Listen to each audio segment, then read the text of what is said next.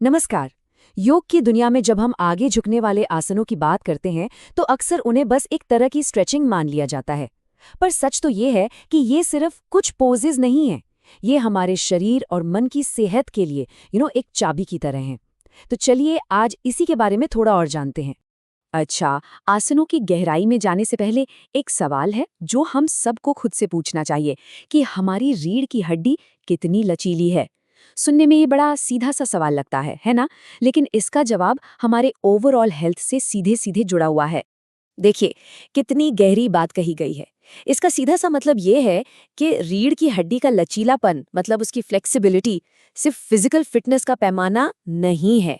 नहीं, ये इस बात का एक बहुत बड़ा इंडिकेटर है कि हम कितने हेल्दी और बीमारियों से दूर हैं।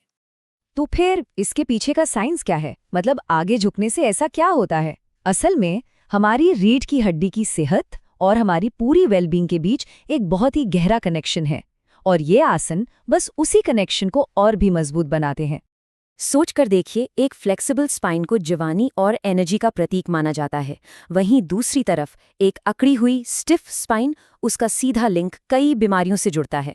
देखिए, जब स्पाइन लचीली होती है ना, तो नर्व्स तक मैसेज और ब्लड फ्लो सब कुछ बेहतर तरीके से होता है। हाँ, ये सच है कि उम्र के साथ ये फ्लेक्सिबिलिटी थोड़ी कम होती है, ये नेचुरल है, लेकिन योगा की प्रैक्टिस से हम इसे काफ़ी हद तक मेंटेन रख सकते हैं। चलिए अब बात करते हैं इन आसनों में से एक सबसे खास आसन की। इसका नाम है पश्चिमोत्तानासन।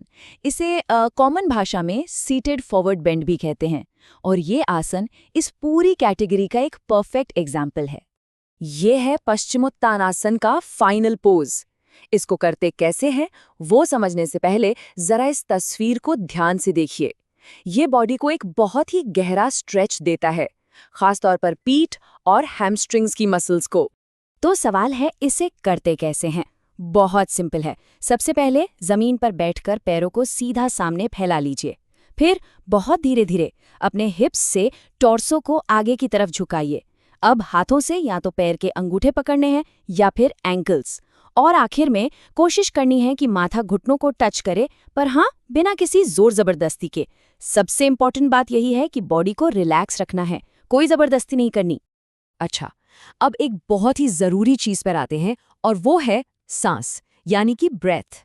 योग में हर आसन के साथ सांस का तालमेल बिठाना सबसे ज्यादा जरूरी होता है। इसका सबसे बड़ा नियम क्या है? जब भी आगे की तरफ झुकना हो, सांस को पूरी तरह से बाहर छोड़ना है, मतलब एक्सेल करना है। इससे होता क्या है कि हमारी मसल्स नेचुरली रिलैक्स हो जाती हैं। क्यों? क्योंकि सांस छोड़ना ये हमारे नर्वस सिस्टम को शांत होने का सिग्नल देता है।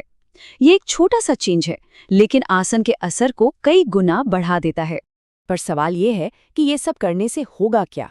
पश्चिमोत्तानासन की प्रैक्टिस से जो हेल्थ बेनिफिट्स मिलते हैं ना, उनको समझना बहुत जरूरी है। और इसके फायदे वाकई कमाल के हैं। अगर डाइजेशन की बात करें तो ये पेट की एक्स्ट्रा चर्बी कम करने और कॉन्स्टिपेशन से राहत दिलाने में बहुत हेल्प करता है। साथ ही लिवर और किडनी जैसे हमारे अंदरूनी ऑर्गन्स को भी स्टिम्युलेट करता है। फिजिकली देखें तो ये पीठ और हिप्स की मसल्स को टोन करता है और स्पाइन में ब्लड सर्कुलेशन को भी इम्प्रूव करता है। और शायद सबसे बड़ी बात, ये दिमाग को शांत करके स्ट्रेस को भी कम करता है। तो पश्चिमोत्तानासन तो बस एक एग्जाम्पल था। ये जो आगे झुकने का प्रिंसिपल है ना, ये और भी कई आसनों पर लागू होता है। चलिए उनमें से कुछ को देखते हैं। ये जो फॉरवर्ड बेंड्स है, इन्हें बैठकर भी किया जा सकता है और खड़े होकर भी। और मजे की बात यह है कि हर तरीके के अपने अलग यूनिक फायदे हैं। यही वैरायटी योग को हर किसी के लिए इतना एक्सेसिबल बनाती है। यहाँ पर हम इस वैरायटी को साफ साफ देख सकते हैं। एक तरफ है पादहस्तासन, इसमें हम खड़े होकर ग्रेविटी की हेल्प से स्पाइन को लंबा करते हैं। और दूसरी तरफ है जानुशीर्षासन, इसमें बैठकर एक पैर को मोड़कर आगे झुकते हैं, जिससे पूरा फोकस हैमस्ट्रिंग्स पर आ जाता है। प्रिंसिपल दोनों में सेम है, आगे झुकना, लेकिन ये बॉडी के अलग अलग पार्ट्स पर काम करते हैं, जिससे प्रैक्टिस और भी कंप्लीट हो जाती है। तो अब सवाल ये है कि अगला कदम क्या हो?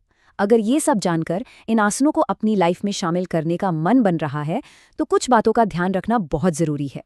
जो लोग अभी शुरुआत कर रहे हैं, उनके लिए कुछ टिप्स हैं। हमेशा धीरे धीरे शुरू करना है और अपनी बॉडी की सुननी है। ये याद रखना जरूरी है कि इंटेंसिटी से ज्यादा इंपॉर्टेंट है कंसिस्टेंसी, मतलब रोज थोड़ा थोड़ा करना बेहतर है। किसी भी पोज में कभी भी जोर जबरदस्ती या खिंचाव महसूस नहीं करना है।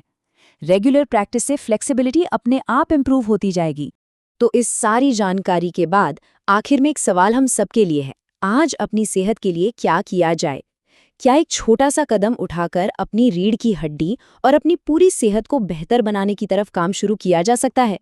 याद रखिए, ये सफर हमेशा एक छोटे से कदम से ही शुरू होता है।